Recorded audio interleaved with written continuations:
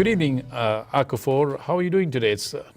Thank you so much. I don't know if I call you Donald or Danny, but I know you as Danny, and it's great, Donald, being here today. And thank you so much for making this happen today. Thanks a lot, Aneneba, for coming here, Akufor. The whole idea is we want to know you a little better, and so if you can tell us a little bit about yourself. Now, I do understand that I met you about 20 years ago, and it's been always a pleasure meeting you at each time, and you always bring a smile on your face, and you have a great family. But I do know that you immigrated from Cameroon. If you can give us a little bit of a history line and tell us a little bit about why did you come to the United States, what brought you to Ohio first, I believe, and then ultimately to Atlanta and Gwinnett. So if you can give us a little bit over that. Well, thank you, Donald. And my journey from the Cameroons to the United States or to Gwinnett County actually came based, first of all, from the 1996 Olympics in Atlanta. When that little detonation happened during the Olympics by Richard Jewell, I think that's what he was called, and the mayor then was Andrew Young. He came up and spoke, and I saw how a man of color could be that eloquent, and I had known him before because he used to be the the United States ambassador to the United Nations. And of course, growing up back in Cameroon, I knew that Atlanta was where Martin Luther King was born. So when I had the opportunity to come to the United States, my wife was attending college in Central State University in Wilberforce, Ohio. So, when I met her there, we stayed there for about a year, and I told her, I have to go down to Georgia, to Atlanta, because I just had that inclination that that's where, I really need to belong, because it's a historic city. And, the people there are more dynamic, they are very dynamic, and I've seen it from, right from Cameroon. So coming down here, coming down back, right into Gwinnett County was because of the city of Atlanta. Then, of course, again, the placing of the state of Georgia on the globe is, south of the equator, which in the Cameroons, that's where we're coming from also. That's right. And exactly, the temperature, the climate, everything is almost the same. And the type of foods that grow down here, they almost grow in Cameroon. It's just that it might be a little bit more scorchy back in Cameroon than it's down here in Georgia. But, it's a little bit more subtle than up north, where it's very cold. True. And, one thing that I want you to cover is, because that has really amazed me, because I knew when you came here to the United States, you had a different trade, you had a different skill.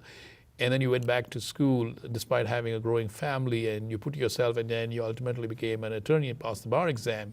You did all of this while you were at Gwinnett, and I know you went out of town for some time. To me, it's an inspiration. So if you can share that inspiration to people that, an immigrant, a person of color, can actually, dream and then live that dream and make things happen for themselves and their families. Can you tell us, the ups, the downs, the highs and the lows of your background in terms of your professional skills? Yeah, yes, Donald. And again, I really appreciate that because, in life, if you want to be successful, you need an environment where you can actually nurture the skills that you have in you. And down the south, that's where I find it, because I'm from the south of the Sahara. And again, as I said, the climatic conditions here, they're almost perfect that way. Then when I moved down here, my friend that invited me to Georgia was living in Norcross, and that's in Gwinnett County.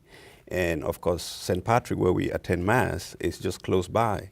And I looked at the people in Gwinnett County, I looked at everything around Gwinnett County, it just suited so perfect. And I fell in love with the place, and I don't think I will ever leave. If I leave Gwinnett County, it means I'm leaving Georgia. Mm-hmm. But as long as I live down south here in Georgia, it has to be. We don't want you to leave Gwinnett County and Georgia. No. Because you definitely are an asset to Gwinnett County and to Georgia. But tell me about you were a technologist. Mm-hmm. I remember you in help desk. That is correct. I want to hear that part of the story, which will inspire a lot of people. When I left, I was a law student back in the Cameroons. Okay. And when I came to the United States, I realized that going back to law school was a little bit more challenging for me, and the money wasn't there, to go to law school. So I decided on something different. But then the IT boom was still right there. So I went ahead, told my wife that, I'll just buy the books, study at home, take the exam and pass, and that's what I did. So I bought the A+ certification books.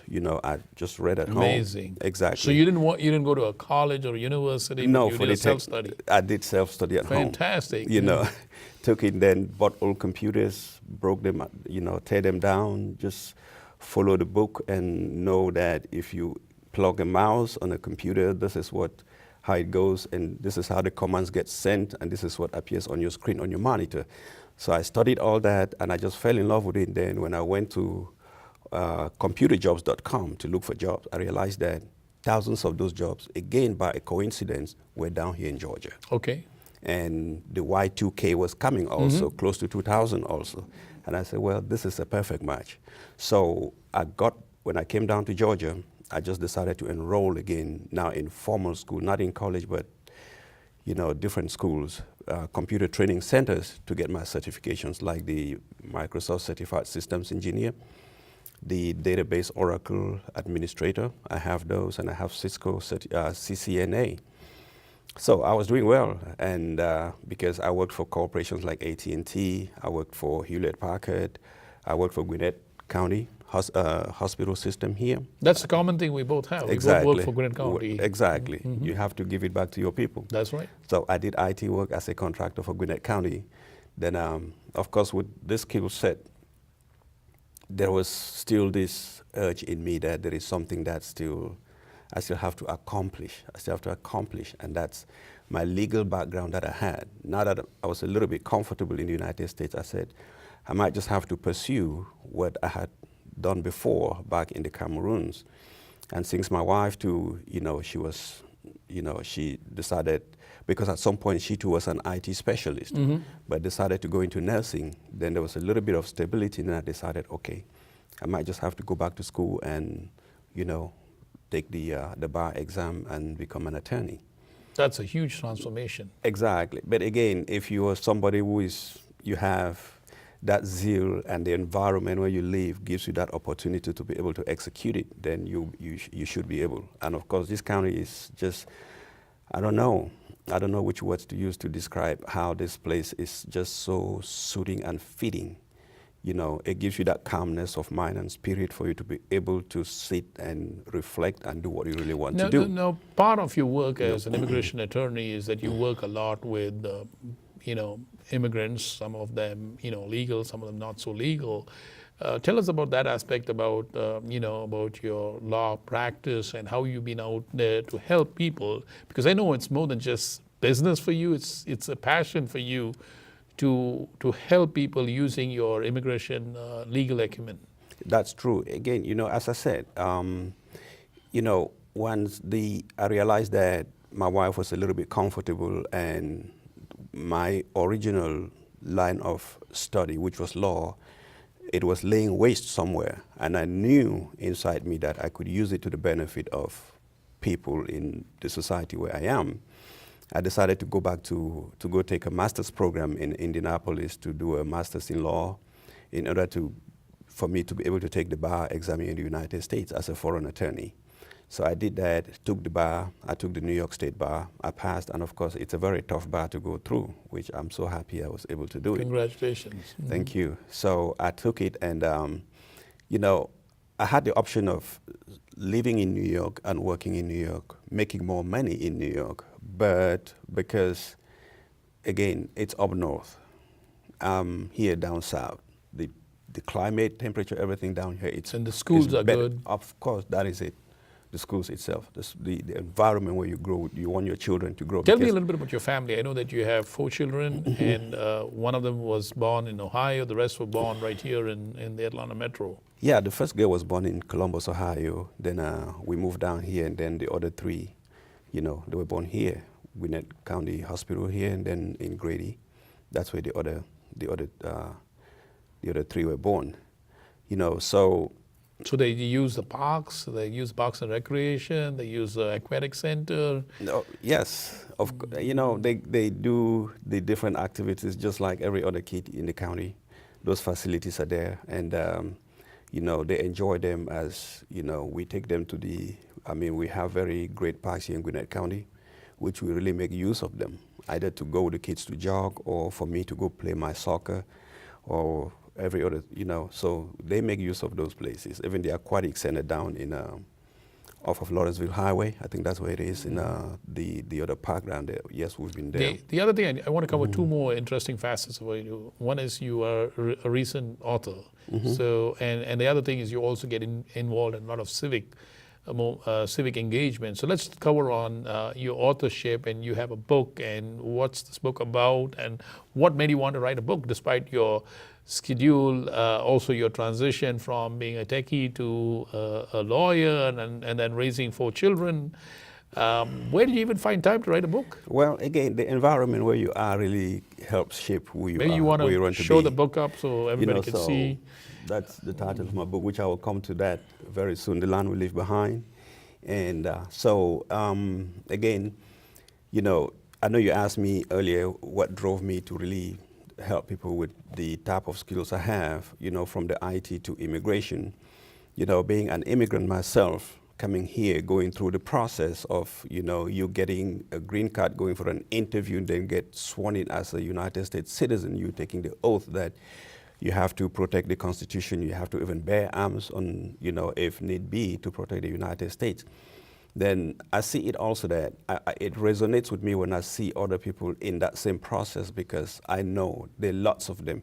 I know some of them are branded as, in every situation you have some bad apples, but I know deep inside me that most of the immigrants or the people who try to come to the United States, they're not coming to harm this country. They're coming to seek better opportunities and contribute to this society. That's what they do.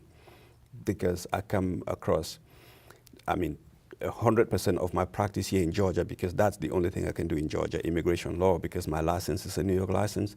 It is immigration, and all of them, everyone that I come across, I've never met any person trying to get legal, a legal stay in the United States. Correct, and say something that, negative about the United States. Correct, and that's something. They always say something good about the States. Correct, that's something that's very dear to me, because you and I and a bunch of us had to take a decision. We were not born Americans, but we had to take a conscious decision to become U.S. citizens or become Americans, and so we've taken that decision very seriously and seen how we can help. Either it could be in jury duty, or as a social entrepreneur, or leave the place a little better than we found it. And I've seen that in the way you've conducted yourself also. Tell me something about, and another aspect of your life is you also are the president of the African descendants in St. Patrick's, perhaps Gwinnett County. How many people of African descent would you say call Gwinnett County home? And from what kind of countries would they be here? I think Gwinnett County is it's a melting pot. I think Gwinnett County is just a reflection of America. America being a melting pot, that's why Gwinnett County. That's how I see it, because every other race is in Gwinnett County. I think I don't know the percentage, but I think more than 40% of the people that live in Gwinnett County, that call Gwinnett County home, they were not born in Gwinnett County. They came here. Maybe the rest, they were indigenous of the United States. So St. Patrick, where you and I, we go for, for gospel teachings. I'm the leader of the group, the descendants from the African continent. We have this group, this burgeoning group that all they want to do is practice the faith, serve the community. And they sing so beautifully in the Absolutely, choir. Absolutely. We just had to close the Black History Month. We had a special procession we do every year during the Black History Month, where we do a special procession just the way we do it back home, and which we offer gifts. You bring something physical, not just money. If you have a loaf of bread, if you have a pineapple, if you have a papaya, you have a pear. I even saw toilet paper. Exactly, even toilet. You bring it, just come and offer it, and the Father blesses you people, and so that's the community I lead, and they are very passionate about the United States. They love the place, and it's a place that they call home, and they do everything to protect Gwinnett County. Tell us about the Knights of Columbus, because I know you've been a leader of the Knights, and you and I have worked together for 20 years with the Knights of Columbus, and done a lot of work with youth, for the community, for the church. Why do you want to juggle all those things? What gives you that reason to do it? Well, as you know, if you live in a community, you always try to find yourself to fit within that community. You get yourself involved in different activities. You just cannot just sit quietly like that. If you're in a church, you look at the men's club, you join the men's club. If you cannot sing in the choir, you look for something that your skill set can, let you give back to your community. Because the Knights of Columbus you're talking about, it's a fraternal group within the Catholic Church. It's not a ministry of the Catholic Church. It's a separate organization of the Catholic Church. And their basic core principles is charity, fraternity, and, good citizenship. And if you find a group like that within an environment where you are, there's just no reason why you shouldn't join I know such a you group. also marched in the Lilburn Parade, and a number of these things happen. And Christmas parade. that is true. And of course, you invited me there as a knight. And, Correct. I've been the first, the second, the third, and the fourth degree knight. And, I led the council as the Grand Knight, for 2 different years. And we won the Star Council twice because of our recruitment, our insurance policy for the organization. What other aspect that you want to share, with fellow Gwinnettians and maybe the world about, your family, yourself, your spouse, and your children? I mean, that people would definitely benefit from knowing. Is there any aspect that you would like to cover or talk about? Well, I think my convictions about the United States, my personal love for Georgia and Gwinnett County makes me, it helps create the type of person, the skill set, the ability that exists inside me. This place gives me that comfort to be able to execute it. Just like the book, the book I wrote. I wrote it here in Lawrenceville, and the place gave me Hopefully that peace of quiet. I pray for that. And again, it is the message inside the book that really matters, because, again, as Gwinnett being a very cosmopolitan area with different cultures here, we have to live in harmony with each other, because that's just how the world is. And that's what's in the book, The Land We Leave Behind. What do you leave to posterity? Are you trying to inculcate in other people a culture that's just super dominant, that keeps the others in constant perpetuity? That's not what the world is supposed to be. Sure. If you have a religion that imposes on another religion, I don't think that's perfect. If you have a political system that you have to impose that political system on other people, that's not what it's supposed to be. Or you think your civilization is much more superior. Of course, we know that some people have a more superior skill set than others, but if you use that as a tool of oppressing other people, that's something that it doesn't really augur with every other person, because even you, at some point, you will sit and think, but in the end, whatever I did I do the right thing, or is this what God sent me to this world to come and do? Exactly, because I quoted Saint Antoine de Saint-Exupéry, who is a French writer. He's one of my good writers, and in his book Wind, Sun, and Stars, he says, if civilizations do coalesce, I'm paraphrasing here, in favor of newer ideologies, then it becomes monstrous that they devour each other. Because in a sense, he's saying, we have to live as a community, as one community. Whatever talent you have, you share with me. Whatever talent I have, we share together, and humanity benefits from all that. Would you like to read a little essence of your book? If you have a little essence that you would like to share from your book? Here's the moment, There are various chapters here. Just a brief.